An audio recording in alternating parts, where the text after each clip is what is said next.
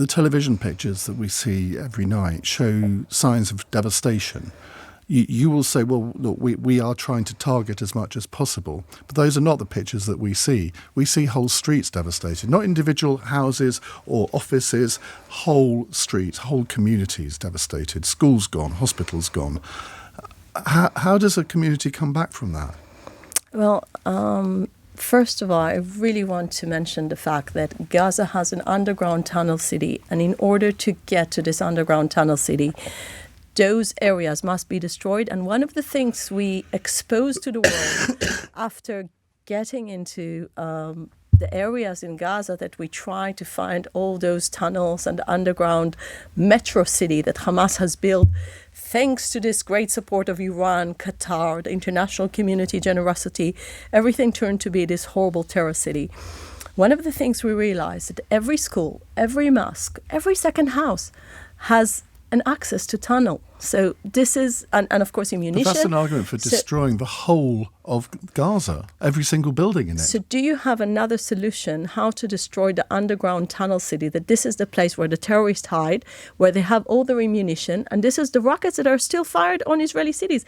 You know how Israel started its new year? We didn't have fireworks. We had rockets instead of fireworks.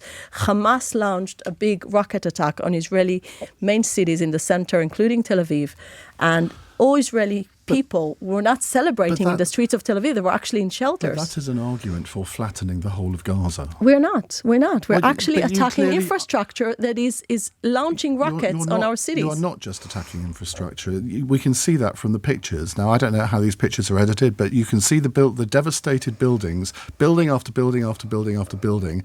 It's not forensic targeted strikes. It's whole streets that are being targeted, isn't it? Because the whole streets are connected to this metro underground tunnel city that is now being the basis of Hamas, the way they control their ability to attack our cities, to attack the innocent Israeli people. The logic of that means, though, that if you believe that, and I'm sure there are lots and lots of tunnels under Gaza, but if you want to destroy them, that means destroying all the buildings that are on top of them as well, and that means effectively destroying the whole of the Gaza Strip. Now, there are 2.2 million people live on the Gaza Strip.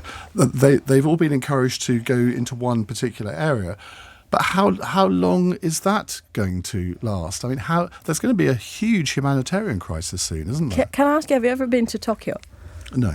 So my first international visit when I was deputy foreign minister was to Tokyo, and the first tour in the city was to tell me nothing is authentic, nothing is original, because the Americans destroyed everything in the Second World War. Basically, Tokyo was devastated. All buildings were taken off. 100,000 people were killed just in one night of airstrikes by the Americans.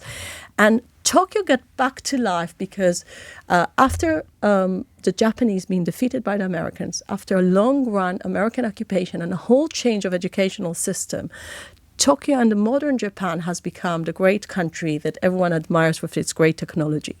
I think we need to remember that the problem is not the devastation of the buildings. The problem is the ideology. And Israel is doing everything to make sure the 2 million Palestinians will be in a place called the Muasi with legitimate shelters together with all the international organizations to make sure we minimize the casualties. But again, it was Hamas that was using these people as human shields. Hamas didn't mind about children getting killed in Gaza. They were using them in front of every place the IDF soldiers were getting. They saw children coming in front of them or women just to make sure they get the right footage for the international community to blame Israel. And when this is the reality, we need to fight this ideology that created this horrific thing that the people of Gaza were forced to be human shields. This is the problem. So Tokyo was rebuilt. Gaza can be rebuilt. The only question is what type of ideology we're going to have. Are we going to have a Nazi ideology, or are we going to have peace-loving people, just like Israel has a peace with Egypt, with Jordan, with UAE, Morocco, and Bahrain? And I believe that a better future will happen if we'll take this role model of Japan and we'll make sure the Palestinians will have a better future. We'll come to your calls in a moment. Lots of people calling in already. 0345 6060 973. But I want to put this to you because Al Jazeera are reporting that the European Union foreign policy policy chiefs, Josep Borrell, has said the international community must impose a solution to the Israeli-Hamas war as both sides are unable to come to terms. He says, I believe that we've learned in these 30 years that the solution has to be imposed from outside because two parties will never be able to reach an agreement. What's your reaction to that? That the peace that was achieved with Egypt was by bilateral discussions between Menachem Begin and Anwar Sadat. And it's actually proven that you cannot achieve peace unless the two sides are actually interested in a peace. So it's actually the other way around. And this is what history has proven as well. Also, going back to the relationship with the Gulf countries, yes, President Trump has a big play and role in that. But it was after long years of Israel getting closer to those countries and having very close security and other relationship with those countries. So we know how to achieve peace. We have a proven record in achieving peace. I'm sure all Israelis want to have peace. But it's just... People will laugh when you say that. No, they shouldn't laugh, because if you see a country in the world that has a peace with 6 different Arab countries, that we want to make sure that our region will be prosperous, that you can see Israel, since it was established, always called for having peace with its Arab neighbors. But you don't see the same type of calling from the other side. You actually see the policy of the Palestinian Authority is paying salaries to terrorists that kill innocent Jews. This is something that is totally unacceptable. And they cannot even condemn the massacre over 90 days after it happened. And I think this is something that everyone should think and ask themselves, why it's so hard to condemn a massacre of over 1,000 innocent women, children and men. So you've got the European Union wanting to impose a peace. You've now got South Africa reporting Israel to the International Court of Justice for genocidal acts in Gaza. Israel is becoming isolated in the world community. Oh, no, it's not what I see. I see the deepest relationship and alliance we ever had with our American friends. I see very close support that we get from our British friends here, definitely the British government, that supports all the actions of Israel to make sure Hamas won't exist. Well, up to a point, because Rishi Sunak and David Cameron have their language has markedly changed in the past few weeks. But let me actually address this South African thing. I've never seen something more absurd than that. This is really a victim blaming. Israel is the victim of the atrocities of Hamas. It was Hamas that wanted to commit a genocide. It was clear when you see the amount of weapons, and we show that to all the official visitors, including the Speaker of Parliament that came to Israel. It was prepared to days of genocide, killing every single Israeli if they just could. So this is what Hamas was planning. And just to let you know about the history of the genocide war crime, it was based on the idea that the Germans wanted to create this horrible genocide with the Holocaust, and it was actually to prevent another Holocaust that the Jewish people were the victims of. So maybe South Africa wants to blame the Jews also for the Nazi Holocaust. I don't know. I mean, this is as absurd as it gets.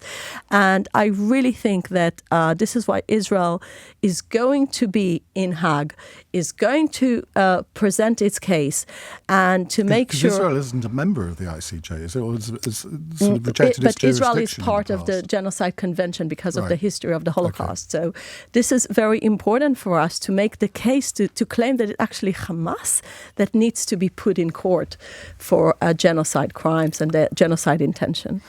Right. I could spend the rest of the hour interviewing you myself, but I want to put it over to our callers because a lot of people want to have a word with you.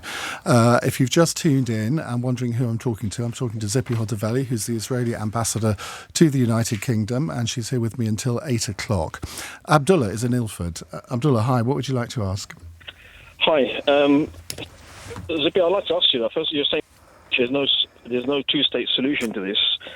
So, I mean, if I can respond to your answer as well, if I'd be allowed that courtesy to whatever. Well, be as brief as you can, Abdullah, because there are a lot of people who want to get on. Yeah, fine. But basically, look, I mean, you're saying there's no two-state solution.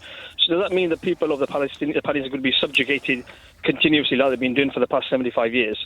And the bombings that have taken place, you're talking only about October, but all the bombings that have taken place in 2008, 2012, 2014, and even the march, everybody knows about the March of Return, where snipers killed unarmed Palestinian civilians.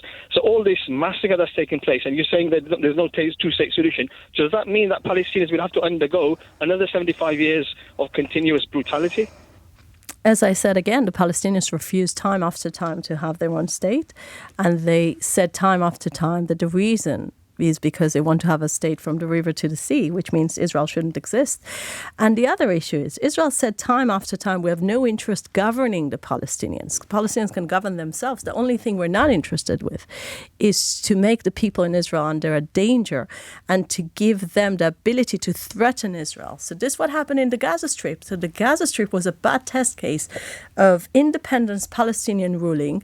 And since 2005, there was zero control, zero settlement. You couldn't blame Israel for anything to do to the Gaza Strip. Well, up to a point, because there was a blockade. There were supplies that weren't allowed to get in. It's not true, because the Rafah cross for Egypt was open, and the Gazans got as much supplies to create this monstrous underground tunnel city. So I guess there were many supplies there, because we're talking about over $300 million that was just to create the tunnel, infrastructure. So we're talking about a lot of money could feed a lot of Palestinians in the Gaza Strip. So think about what were the Palestinians doing with all those resources. I'm afraid that this is the main reason why the Palestinians just refuse to have their own state and to make sure the future will be better. But that was the past. We've got to look to the future. Absolutely. This is why I think that if you don't deal with the ideology in a way, you miss the whole point. If you keep on having a Third Reich ideology, you end up with Jews are not interested to be threatened again in genocide. And I think we have all the right to protect ourselves. Okay, let's go to Gwen in Twickenham. Gwen, hi. Oh, hello. Good evening, Iain. Good evening, Ambassador. Thanks for taking my call. Go ahead. Okay. So today in the papers, it was announced that there is a group of Israelis, quite influential Israelis, intellectuals, academics, scientists, etc., who have put a letter together, there's lots and lots of them, to denounce the rhetoric used by the Israeli media, government, and various influencers in Israel, a language which is of genocidal influence, and they are very concerned that this is becoming this sort of extreme far-right language. It has made it into everyday language. And I would like to know what the ambassador thinks of this, because I have heard her over time use genocidal language herself, and it's very, very strange that she describes the South African action as absurd when some her very own Israeli citizens are also claiming very similar issues with the way the government conducts itself. Well, I think everyone agrees that Hamas Charter, which is the very basic constitution of Hamas, is speaking out loud and clearly about genocide of the Jewish people as part of a jihadi ideology. So it's clear that Hamas has this type of ideology to destroy the Jewish people and to see it as a saint thing to kill innocent people. What about your fellow citizens who are denouncing the language and the rhetoric which is genocidal used by your very own government? What do you say to them? That this is absolutely not the government's policy. The government's policy is to fight a recognized terror organization. Hamas is a terror organization. The Americans recognize it. The British government recognize it. We are fighting the most legitimate war. But what about your own government's language? We know that Hamas is a terrorist organization. I am not denying this. I'm interested in the way you are depicting the actions in the Gaza Strip and using increasingly genocidal language and normalizing that language in your everyday rhetoric. Absolutely not. Absolutely not. I think that it's clear that Israelis want to live next to their Arab neighbors. We need to remember Is that why 20%. they treat the Palestinians the way they treat them in the West Bank? And No, have done excuse for me. decades? 20% of Israelis are Israeli Arabs, and we live together with a coexistence. And we believe that Jews and Arabs should live next to each other. The only problem is terrorism. And we need to address this problem because what happened on October 7th cannot be repeated. And we need to make sure it won't be repeated. Let me give you an example of what I think Gwen is referring to here. National Security Minister Ben Gvir said that the war in Gaza presents, and this is a quote, an opportunity to concentrate on encouraging the migration of the residents of Gaza. Well, what can that mean apart from ethnic cleansing? I have no idea about where he's coming from with these ideas because it has nothing to do to official government policy, as I said. He's the National Security Minister. But it's not part of government policy. Well, He's speaking on behalf of his own ideas. Why would your Prime Minister allow his National Security Minister to utter provocative statements like that? You should definitely ask that the Prime Minister. Well, give me the opportunity. I'd love to. But I know. But seriously, I mean, this is not the government's policy. The government's policy is speaking very clearly that we need to make sure that the Gaza Strip will never be a threat again on Israel. We need to dismantle Hamas capabilities. We need to make sure this underground terror city won't exist. We need to make sure that Gaza will be demilitarized and de-radicalized. All those things are part of government's policy, and we want to do that together with different partners in the Arab world and in the Western world.